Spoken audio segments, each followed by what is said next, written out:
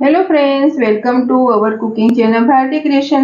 આજે આપણે બનાવીશું બાળકોને લંચ બોક્સમાં આપી શકાય તેમજ સવારના નાસ્તામાં 10 થી 15 મિનિટમાં બની જાય તેવો એકદમ ટેસ્ટી, સોફ્ટ તેમજ સ્પોન્જી નવો નાસ્તો, જેને આપણે ઇડલી ખમણ ઢોકળા કહીશું, એકદમ સિમ્પલ રીતથી અને ઘરમાં રહેલા ઇન્ગ્રેડિયન્ટમાંથી. તો ચાલો બનાવીએ. સુપર સોફ્ટ ઇડલી ખમણ બનાવવા માટે આપણે એક મોટું મિક્સિંગ બાઉલ લઈશું અને તેમાં આપણે 2 મોટી ચમચી જેટલી ખાંડ લઈશું,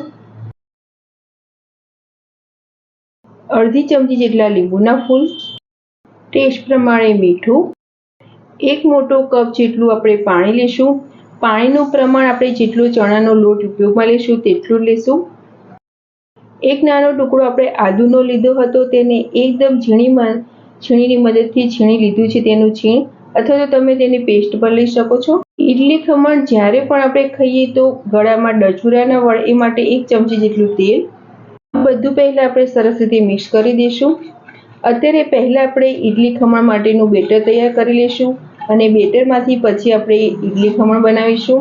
આ ઇડલી ખમણ એટલા ટેસ્ટી બને છે કે સવારના નાસ્તામાં તમે બાળકોને ટિફિનમાં તેમજ તમે સાંજે પણ ઇવનિંગ ટાઈમે બનાવી શકો છો. બધું જ આપણે પાણીમાં સરસ રીતે મિક્સ કરી દીધું છે. હવે આપણે 1 કપ જેટલો ઝીણો ચણાનો લોટ લઈશું, જે આપણે રેગ્યુલર ઉપયોગમાં લઈએ છીએ તે લોટને હંમેશા આપણે ચાળીને પછી જ ઉપયોગમાં લઈશું. ઇડલી ખમણનો રંગ સરસ આવે એ માટે પિંચ જેટલી હળદર નાખવી ઓપ્શનલ છે અને સહેજ પિંચ જેટલી હિંગ નાખીશું. હવે આપણે આ બધું સરસ રીતે મિક્સ કરી દઈશું અને એક જ તરફ આપણે 3 થી 4 મિનિટ માટે સતત ચલાવ્યા કરીશું, જેથી તેમાં કોઈ પણ કણી કે લમ્સ જાય અને આપણું આ જે ખીરું છે તે સરસ રીતે એકદમ સ્મૂથ બેટર બને.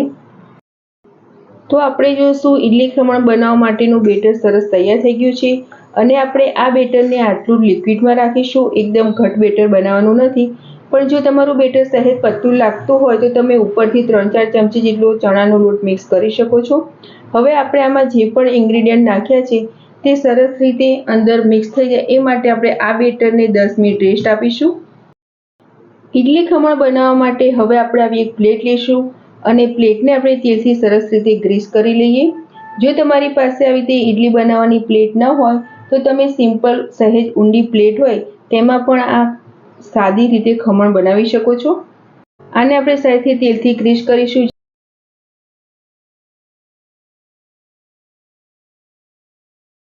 10 મિનિટ જેવું થઈ ગયું છે અને હવે આપણે જે ઇડલી ખમણ બનાવવા માટેનું બેટર છે તેને ચેક કરી લઈશું. તો જેમાં ઇન્ગ્રેડિયન્ટ આપણે મિક્સ કર્યા હતા તે સરસ રીતે સ્મૂથ થઈ ગયું છે અને મિક્સ પણ બધા ઇન્ગ્રેડિયન્ટ થઈ ગયા છે. ખમણને હવે સોફ્ટ કરવા માટે તેમાં આપણે અડધી ચમચી જેટલો ઈનો અને ઈનોને એક્ટિવ કરવા માટે આપણે 1 ચમચી જેટલું પાણી લઈશું.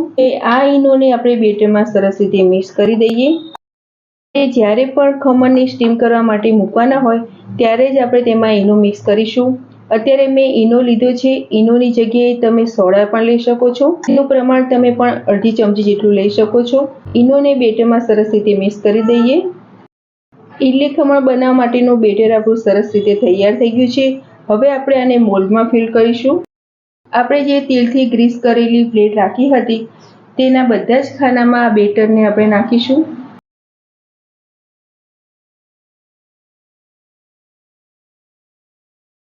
આ ઇડલી પ્લેટને હવે આપણે સ્ટીમરમાં સ્ટીમ કરવા માટે મૂકીશું. સ્ટીમરને આપણે 10 મિનિટ પહેલાં સરસ રીતે ગરમ કરી લીધું છે.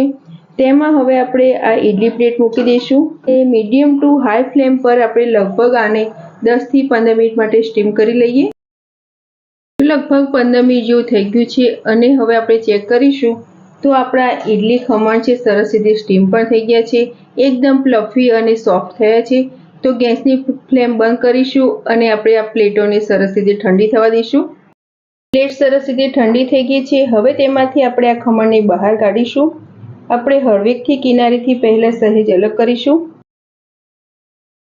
આપણે જોઈશું તો એકદમ સરસ રીતે સોફ્ટ, સ્પોન્જી અને એકદમ મુલાયમ આપણા ઇડલી ખમણ તૈયાર છે. આ ખમણ વધારે ટેસ્ટી લાગે એ માટે આપણે એક ઇન્સ્ટન્ટ વઘાર કરી લઈએ. હવે આપણે ખમણ માટેનો ઇન્સ્ટન્ટ વઘાર તૈયાર કરીશું. એ માટે આપણે 2 મોટી ચમચી જેટલું તેલ લઈશું અને તેલને આપણે સહેજ ગરમ થવા દઈએ. તેલ સરસ રીતે ગરમ થઈ જાય પછી તેમાં આપણે અડધી ચમચી જેટલી એકદમ ખમણી ઝીણી રાઈ મળે છે તે લઈશું અને રાઈને આપણે સારી રીતે ફૂટવા દઈએ. હજી સરસ રીતે ફૂટી જાય પછી આપણે 2 થી 3 નંગ લીલા મરચાં જેને રફલી મોટા કટ કર્યા છે તે, 4 થી 5 મીઠા લીમડાના પાન અને તેમાં આપણે અડધો કપ જેટલું પાણી મિક્સ કરીશું. સ્વીટનેસ લાવવા માટે આપણે 1 ચમચી જેટલી ખાંડ નાખીશું. એમાં જ આપણે તેમાં ટેસ્ટ પ્રમાણે મીઠું મિક્સ કરીશું અને આ બધું જ આપણે સરસ રીતે મિક્સ કરીને ખાંડ તેમાં સહેજ ઓગળી જાય ત્યાં સુધી એટલે કે 1-2 મિનિટ જેવું આપણે ગેસ પર ચલાવતા રહીશું જેથી જે આપણે ખાંડ મિક્સ કરી છે તે સરસ રીતે આમાં પીગળી જાય. આ ઇડલી ખમણ ઢોકળા છે તે સહેજ સ્વીટ હશે તો ખૂબ જ ટેસ્ટી લાગશે. તો તમારે તેની સાથે ચટણીની પણ જરૂર નહીં પડે, તમે એમને ખાશો તો પણ ખૂબ જ ટેસ્ટી લાગશે. ખાંડ આપણી સરસ રીતે બધી જ મેલ્ટ થઈ જાય ત્યાં સુધી આપણે આ વઘારને ગેસ પર રાખીશું. તો ખમણ માટેનો વઘાર આપણો સરસ તૈયાર થઈ ગયો છે. હવે ગેસની ફ્લેમ આપણે બંધ કરીશું. આપણે જે ઇડલી ખમણ ઢોકળા બનાવ્યા હતા તેને પ્લેટમાં સરસ રીતે લઈ લીધા છે અને વઘાર સહેજ ગરમ હોય ત્યારે જ આપણે તેની ઉપર સરસ રીતે વઘારને પાથરી દઈશું.